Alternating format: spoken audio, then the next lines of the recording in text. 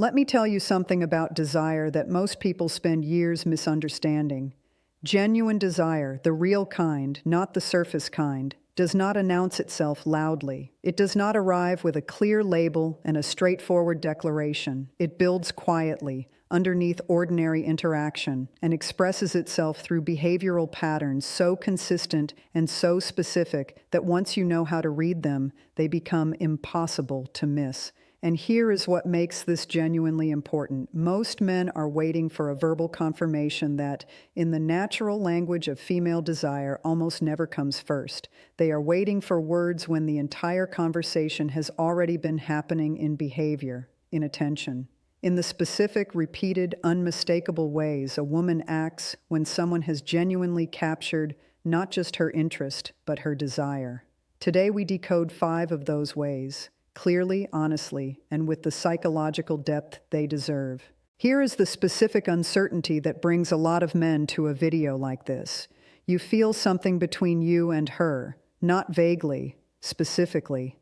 A charge, a quality of interaction that feels different from how she is with other people.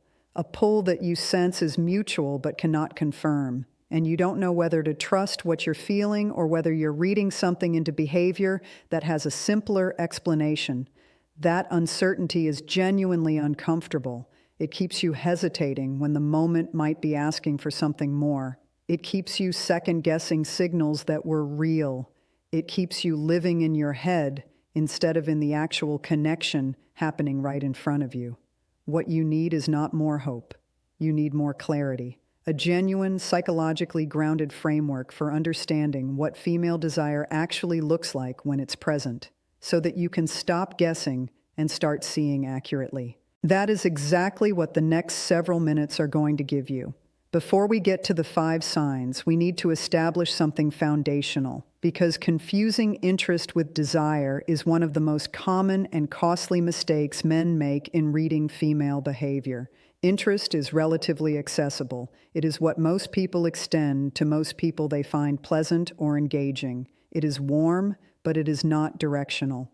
It does not lean. It does not pursue. It enjoys connection, but does not require it. Desire is entirely different.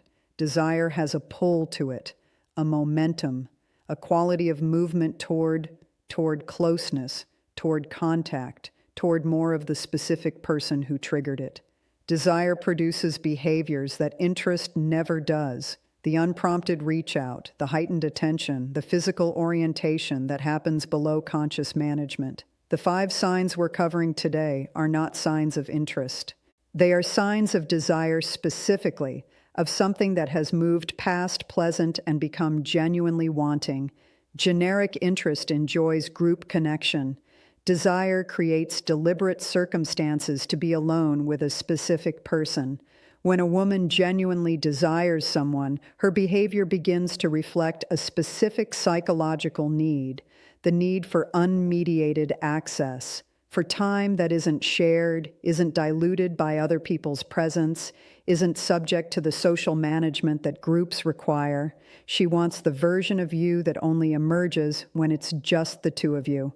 Watch for this pattern. She finds reasons for the 2 of you to be somewhere together without the natural cover of a group. She suggests something that, on the surface, sounds casual. Coffee, a walk, help with something, but that consistently removes other people from the equation.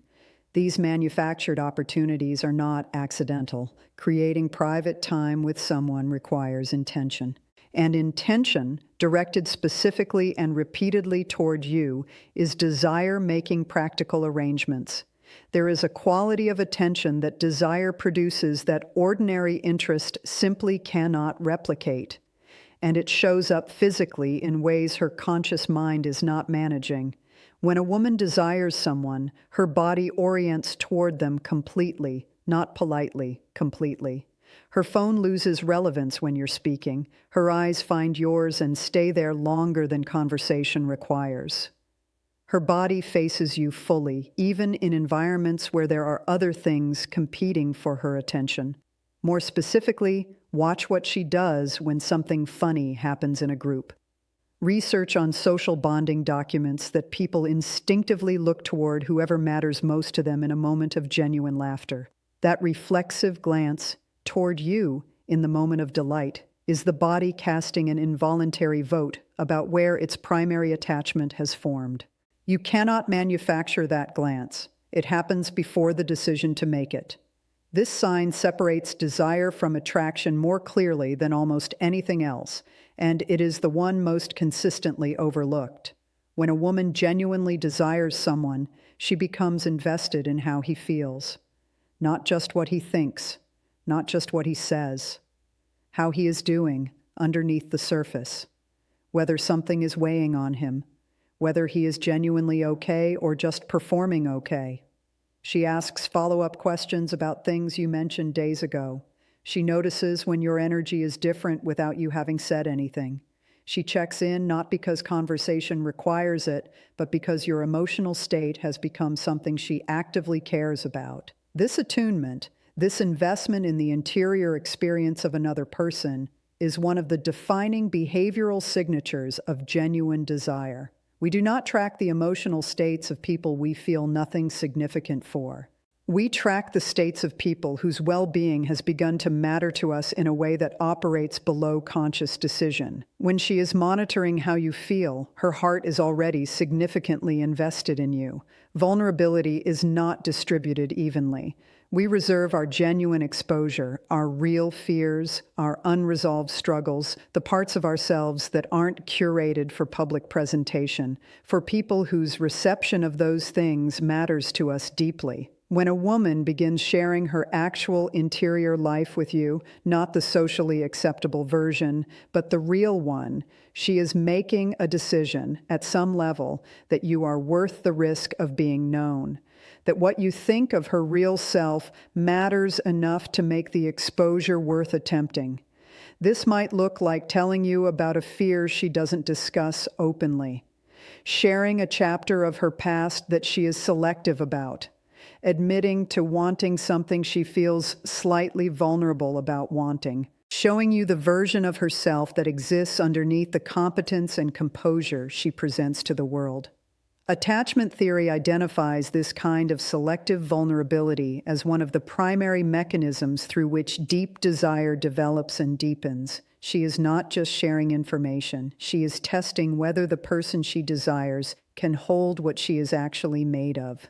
This final sign requires the widest view because it is about pattern rather than single moments. A woman who genuinely desires someone becomes a slightly different version of herself around that person, not performed differently, actually different, more animated than her baseline, more willing to be unguarded, more present than she typically allows herself to be, funnier in a less managed way, more honest in a less careful way. And here is what makes this sign so reliable. It is consistent. It is not a good day or a particularly engaging conversation.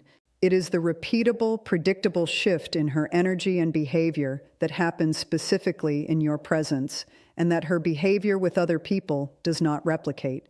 Compare how she is with you to how she is with others she is comfortable around.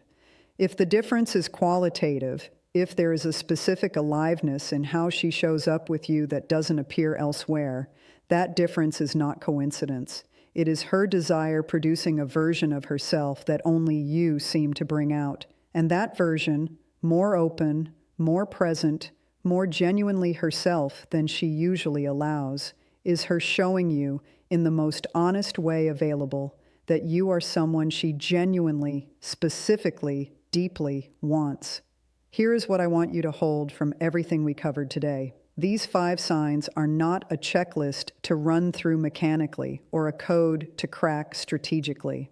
They are the behavioral language of genuine human desire, the honest, involuntary, beautifully human ways a woman communicates something her words haven't arrived at yet. She is already speaking. In the private time she creates, in the attention she cannot fully manage, in the vulnerability she is choosing to extend, in the version of herself that only appears when you're present.